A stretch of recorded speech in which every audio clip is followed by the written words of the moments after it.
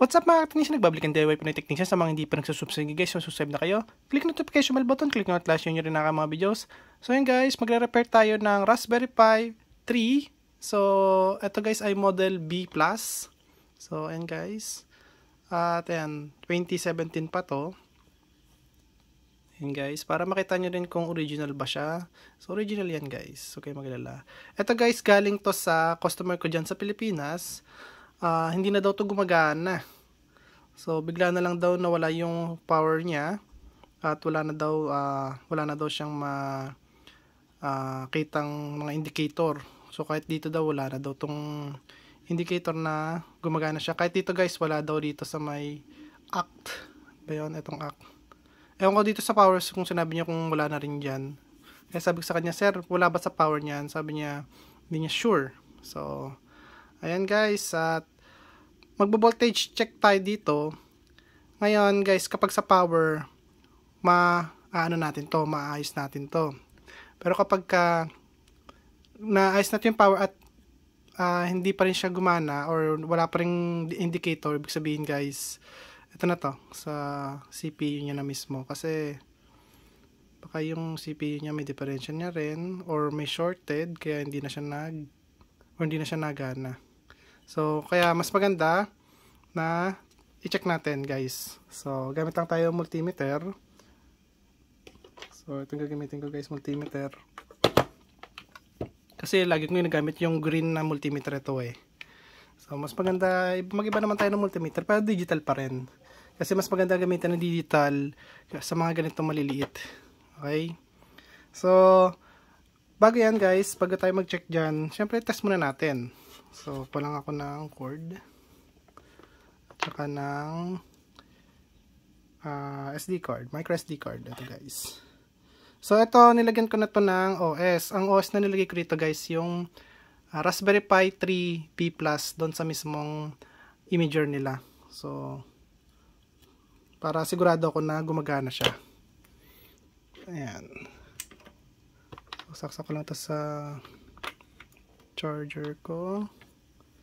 At ito guys, tingnan natin. Meron siyang power. Meron siyang power guys, ayan o. May ilaw siya.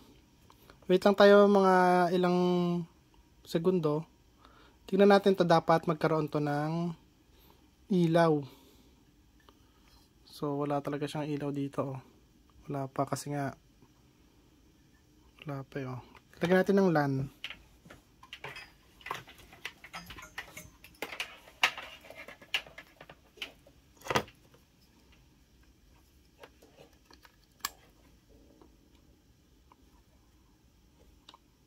Wala talaga guys.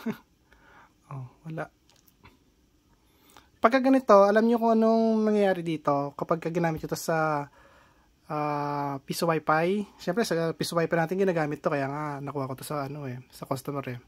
So ngayon, ang problema nito sa power to sigurado guys, kasi mostly sa mga baguhan ginagamit to kasi ito nagagamit to as USB to LAN. So sigurado eto gamit na gamit niya to, lahat to ginamit niya. Ngayon, yung power kasi dito guys, sa apat na yan, dito siya nakuha ng power. So yung 5 volts din to na output, dito yun kumukuha sa chip na yan. Andiyan dyan yung switch niya. Okay, siya yung nagbibigay kung i-on niya, kung ano yung i-on niya rito guys. Okay, so feeling ko, andi dito yung problema natin. Etong power naman nito, sigurado ko na nakadirekto to rito sa may input natin. So, kahit na alisin natin yan or ibalik natin, iilaw at iilaw pa rin yan. So, ayan guys. So, magbo-voltage check tayo dito. Tingnan natin kung ano yung pinagkaiba versus sa pag na-repair natin siya. Okay? So, check tayo guys sa voltage. So, alisin ko na muna to. SD card kasi baka masira yung SD card natin eh. So, voltage check muna tayo guys.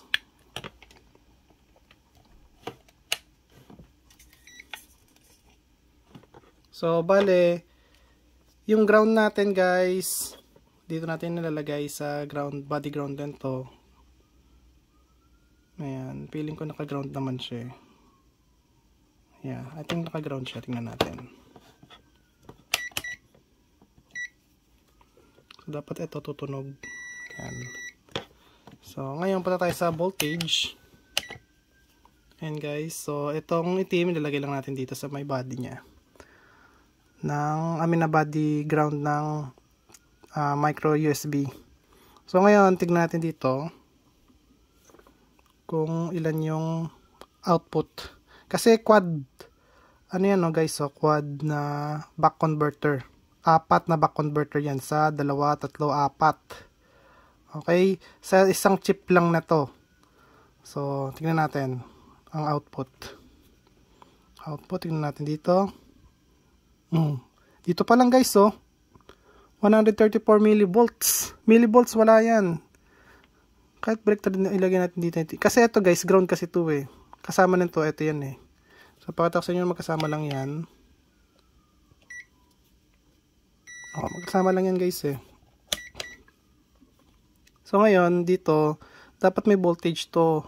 At least, hindi millivolts. Dito guys, tingnan natin dito. 2 millivolts, wala tong laman. Or walang nagpapagana rito. 1 millivolt, wala. Dito sa kabila. 2 millivolts. Wala. Sira to guys. Init. Wala. Sira to. May shorted dito. So, alisin ko lang yan. So, tanggalin natin to. So, pagka inalis kasi to guys, gagamitan nyo ng hot air. Okay? So, make sure na yung mga tatamaan ng hot air na plastic, kailangan may, may cover para hindi masunog. So, ayan guys. Tsaka kailangan gamitan ng flux. Ayan, solder flux. Para mabilis lang siya matanggal. Okay? So, kumuha ko nitong wood. Guys, plywood or MD, ano yan? Nakalimutan ko tawag dito sa wood na to. Basta na something MD. So, ngayon, flux, guys. Kailangan natin ng flux. Ano pa? Kailangan natin ng to. Wait lang. Ito guys, kailangan natin to rito. Ayan o, saktong-sakto. Ay, hindi. Ayan, sakto pala. So, para habang nag-iinit tayo dito, yan, flux tsaka tweezer, syempre. So, simulan na natin guys. So, set ko ng 3, ano to guys, 390. Tapos, 26 yung speed ng air speed. So, wait lang. Kunin ko lang itong film extractor. Kasi, ayoko maano na mausukan guys. So, ayan. Go na tayo.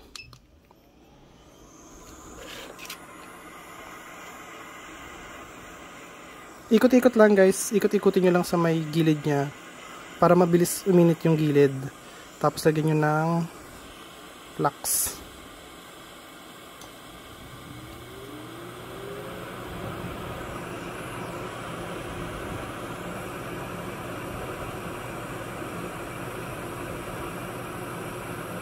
First time ko lang guys mag-repair ng ganitong board. Kasi ako nagre-repair nito eh. So, pakita ko lang sa inyo kung mare-repair natin.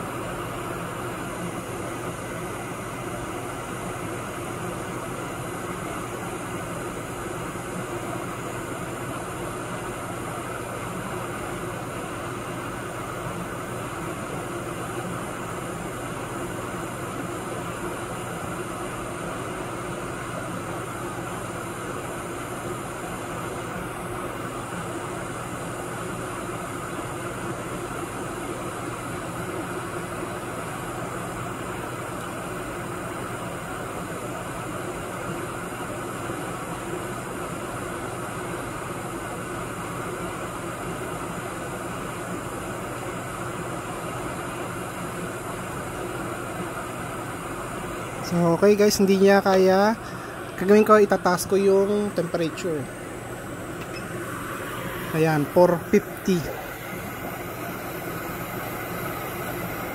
Mabilisan lang to dapat. Kasi masusunog yung mga component kapag ginagalan ko yung kuha.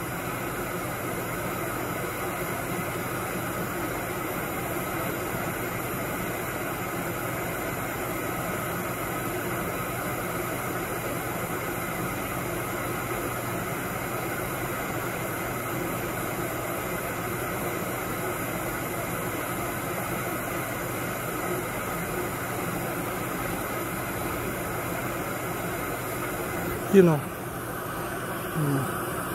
Okay. So, warm up lang 390. Tapos pagdating ng siguro mga 30 seconds, 1 minute, itaas nyo na pagka hindi pa rin siya natanggal. Kasi nga, guys, yung flux or yung ano rito, yung soldering na ginamit dito is pre-leaded. Okay? Pre-leaded solder ginamit dito. Kaya pagka nilagyan ko ng bagong nilagyan ko ng leaded solder is mas mabilis na siya ilagay dito. So ayan guys, yung ano niya, chip. Ayan guys. So okay, maglala guys, at buo pa naman yan. Okay, maglala. Ayan o. Ayan. So, wala tayong nasirang pads. Kasi pag kami nasira tayong pads dyan, wala na. Bye-bye na. So, ngayon, eto guys, bumili ako ng ano yan, replacement. So, ito siya guys. Yan yung number. So, 5 lang binili ko. Dapat nga guys, 2 lang binili ko eh. Kaso walang available na 2 lang. So, eto guys. So, kung paano natin siya inalis, dapat ganun din natin siya babalik. Pero ang gagawin ko rito guys, kasi wala pang ano kasi ito eh. Ayan siya guys ah. So, ayan yung number niya na. So, wala pa kasi nga na to, yung tingga, or wala pa siyang LED. Ayan guys. So, lalagyan ko muna yan ng LED para pagka nilagay ko siya rito is mabilis ko siya ilalagay. Tsaka lalagyan ko rin to ng, or alisin ko to guys, babaguhan ko ng ano yan, ng soldering LED para mabilis lang siya ikabit. So, hindi ko na guys papakita sa inyo kasi hindi ko gaano makita pagka nasa harapan ko yung camera eh. So, pakita ko na lang guys sa inyo pagka ano na siya, na ilagay ko na yung bagong ano natin. Ayan. Tapos itetest natin para makita natin kung ano yung pinagbago. Okay guys? So ayan na siya mga sir. At kung nakikita nyo, so ayan guys, mainit-init. Mainit yung board. Halos yung buong board mainit. Kasi nga yung thermal niyan is kumakalat. So ayan siya guys. So, para maniwala kayo na yan talaga yan. Ito yung dati. Ito yung dati guys na inalis natin. Ayan. So, ito na yung bago. So, make sure kapag gagawa kayo dito guys, tignan nyo mabuti. Kung di nyo man makita sa camera guys, makikita ng camera yan kung may mga dikit-dikit. Ayan. Pagka may mga dikit-dikit guys, ayusin nyo ulit. Ayan. So, yung akin, okay guys. Hindi ko muna siya lilinisin kasi pagka may hindi pa okay, pwede ko siya alisin ulit. So, ayan. May flux pa rin siya guys hanggang ngayon. So, ayan guys, at kitang-kita ko naman na okay naman. Okay na yung pagkakasolda ko. So, ayan. Kasi natin itong maliit na to kasi minsan nadikit yan eh. So, ayan guys. At ngayon, tignan natin kung okay na siya. Tignan natin kung may supply na siya guys.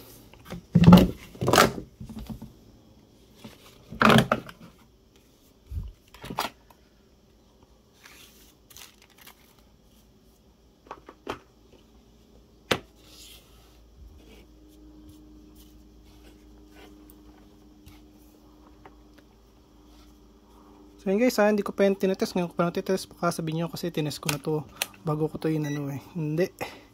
Titest natin sa inyo para alam nyo rin kung talagang na re-repair or hindi. Hindi na. Mainit pa eh. Mahirap na kapag mainit pa. Palamigin ko muna.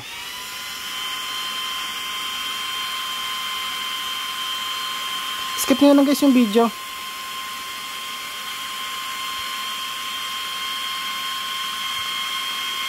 Mahirap kasi kapag magre-repair ka ng mainit pa yung device mo. Doon nagkakaroon short circuit guys. Kapag mainit pa yung device.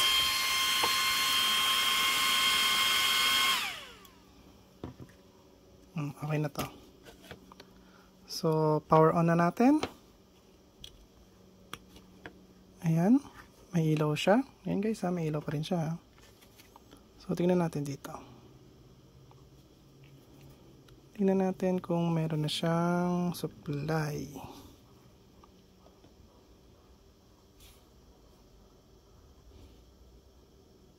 Yun guys, meron na. Ayan o. 1.2 volts. Dito. Ayan, 3.3. Guys, meron na. Meron na, sana magkaroon na to. Dito guys. Ayan, 1.1. 1.2 volts. Okay na guys. Sana gumana to. O yung 1.8. Okay na to. Feeling ko okay na to. Okay na to. Wait lang. Nasaan yung micro SD card natin?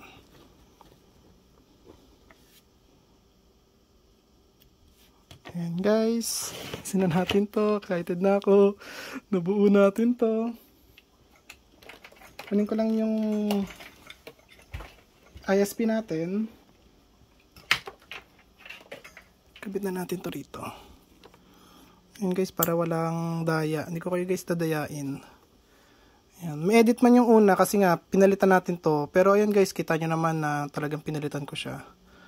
And the moment of truth. Okay na. Okay na. Okay na. Okay na guys. Okay na. Wala lang siyang wala pa siyang dito sa LAN port, pero okay na siya. Nagkakaroon na siya ng ACK. So antayin ko na lang siya mag-boot. Tagal-tagal na booting to guys. So at least nagkaroon na siya ng indicator. Tsaka titingnan ko na lang to kung okay pa yung HDMI nito. So ayan guys. Okay na siya. Okay pa ba? Dati to mainit to eh. Ngayon wala na. Hindi na siya mainit. Wait lang. Parang nawala. Pero at least nakita ko na umokay na yung ACK niya.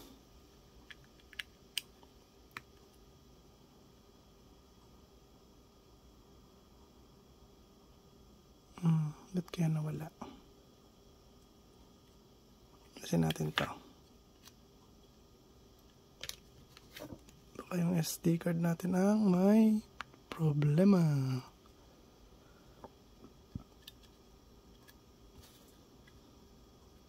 Ayun.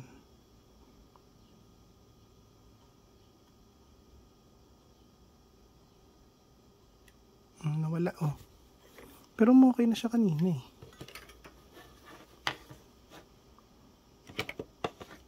Tignan ko ulit kung may voltage ulit siya.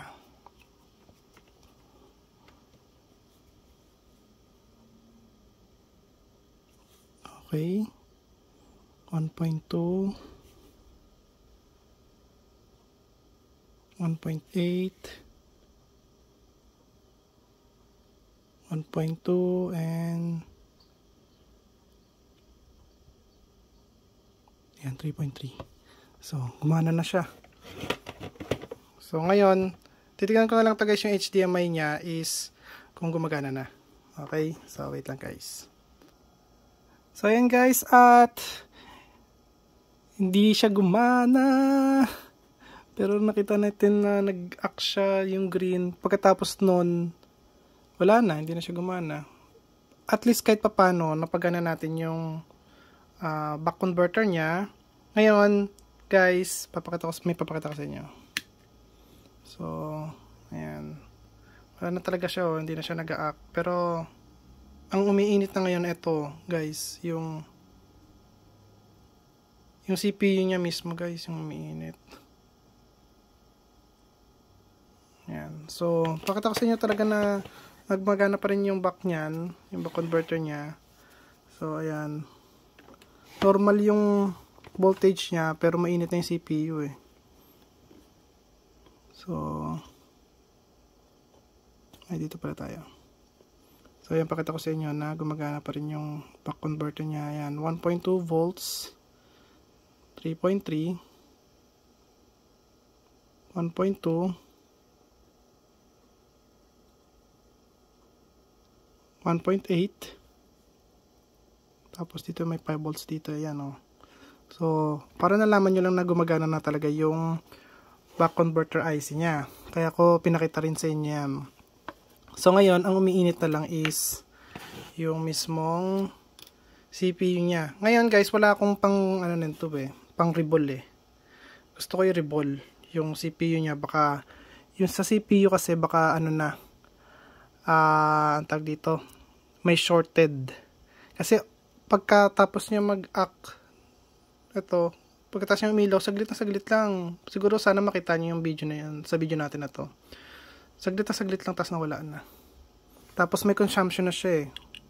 Kahit wala pa yung SD card, ayun, may consumption siya. Nakikita ko kasi may consumption siya. Ayun, nagiging, ano eh, 5 volts, 1.2 amps eh. So, ayoko yung diretso kasi baka mas lalong masira pa yung, or masira ulit to. So, eto guys, talaga mainit na siya. So, re-rebol ko to. Sana magkaroon tayo ng next video tungkol dito guys. So, ito yung video natin is part 1 pa lang, sigurado. Pero yung part 1 natin guys, at least eto, nais ko to. So, dito na lang. Yan, sana talagang gumana na to. So, ayun guys, at kung nagustuhan niyo yung video ko, huwag kalimutan mag-like, share, subscribe, click notification bell button, click nyo all guys. Bye, peace.